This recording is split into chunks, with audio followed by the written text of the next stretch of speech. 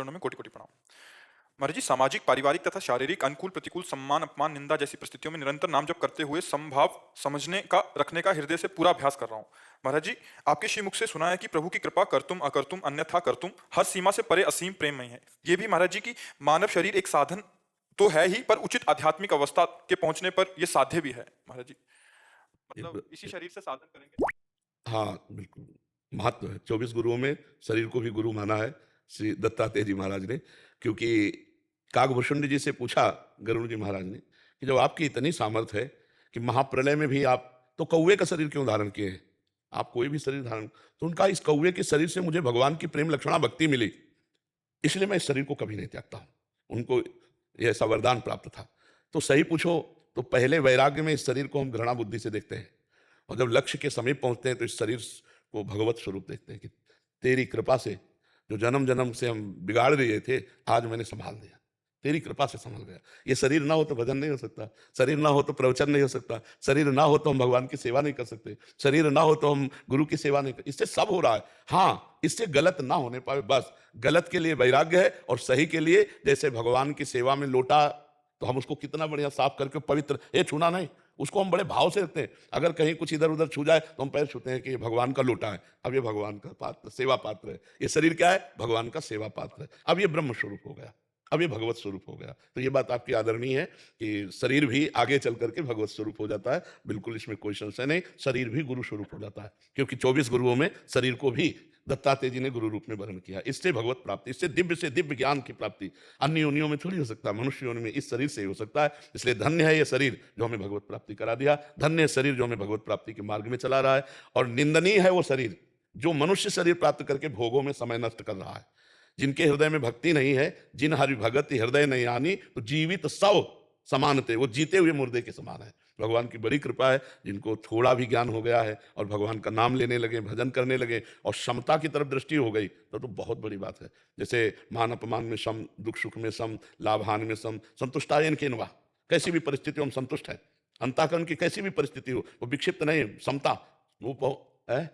हाँ, प्रयत्न और कृपा दोनों से होता है। हमारा प्रयत्न और इष्ट गुरु कृपा दोनों से होता है। मोक्ष मूलम गुरु कृपा, इष्ट कृपा, प्रयास हमारा और कृपा भगवान की, गुरु की, उसी से पार हो जाते हैं। नाभि क्षेत्र में सर्जरी की वजह से निकालना पड़ा 25 वर्ष पहले। तो प्राण ऊर्जा चलाने के लिए नाभि क्षेत्र का क्या महत्व है? देखो, आप सुनो, बिल्कुल सहज सरल ढंग समझ लो।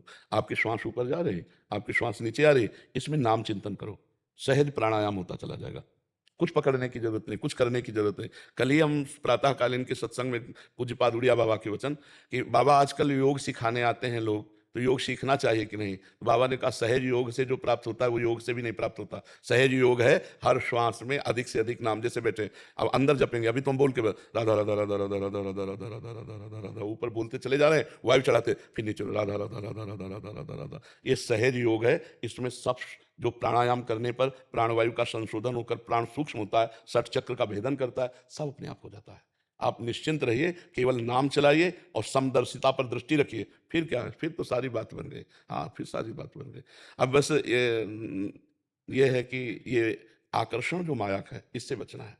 काछ वाछ मन निश्चल राखे, धन धन जननी तेरी रे, जवान का पक्का, लंगोटी का पक्का और मन का पक्का। जो गोस्वामी तुलसीदास जी कह रहे हैं, सत्य वचन, आधीनता, परतीय मात समान, इतने पे हरि ना मिले तो तुलसीदास जवान। किसी माता बहन की तरफ गंदी दृष्टि ना हो और भगवान का नाम, सत्य वचन, भगवान का नाम निरंतर चल रहा हो और अधीन भगवान के हो, सब हो जाता है। देखो, योग का भी साधन किया है जब हम नैष्ठिक ब्रह्मचर्य में थे, तो जो प्राणायाम के द्वारा सामर्थ्य मिलती है, जैसे सर्दी गर्मी, इन द्वंद्वों से, बाहरी जो प्राकृतिक द्वंद्व है और आंतरिक द्वंद्व है, दोनों से, तो बाहरी द्वंद्व तो सह जाते थे प्राणायाम के द्वारा। प्राणायाम अगर खींच करके 90 प्राणायाम करते थे ना, तो भीषण सर्दी में भी गर्मी लगती थी, ऐसा था, तो क्योंकि यौवन अवस्था थी। लेकिन आंतरिक द्वंद्वों के सहने के लिए सामर्थ्य वो भगवान की कृपा से प्राप्त ज्ञान से होती है। नहीं, बड़े बड़े, देखो चांगदेव नाम के एक योगी थे, 1400 वर्ष तक वो जीवित रहे। अपनी आयु को जिस समय मृत्यु का समय आता, वो प्राणवायु चढ़ा करके समाधि में पहुंच जाते, लेकिन ज्ञान नहीं था परमात्मा तत्व का। तो जब ज्ञान देव से मिले ना, तब उनको ज्ञानदेव की कृपा से ज्ञान की प्राप्ति हुई। तो हमें लगता है कि अगर हम नाम जब देखो भगवान कह रहे हैं तेषाम सततयुक्तानाम भजताम प्रीतिपूर्वकम तो ददामि बुद्धि योगम तम येन माम उपया, मैं तुम्हें बुद्धि योग प्रदान। भगवान जब बुद्धि योग दे देंगे तो सब योग की पूर्ति हो जाएगी। ठीक है ना, आप नाम में अधिक से अधिक आराम, जैसे आराम मुद्रा में बैठे हैं, अधिक से अधिक आराम मुद्रा में, तो प्राणवायु का केवल संशोधन होकर उसे सूक्ष्म होना होता है, और जहां सूक्ष्म हुई तो सुषुम्ना मार्ग खुल जाता है। ऑपरेशन से सुषुम्ना मार्ग थोड़ी कोई निकाल सकता है, तो सुषुम्ना मार्ग संचारी, जे ही सुषुम्ना मार्ग का संचरण हुआ तो सारी सामर्थ्य जागृत हो जाती है, जो ब्रह्म ऋषियों में जागृत होती है, वो अपने नाम से सब कुछ हो जाएगा। हम आपसे सच्ची कह रहे हैं, खूब नाम जप करो और समदर्शिता पर दृष्टि रखो। मयंक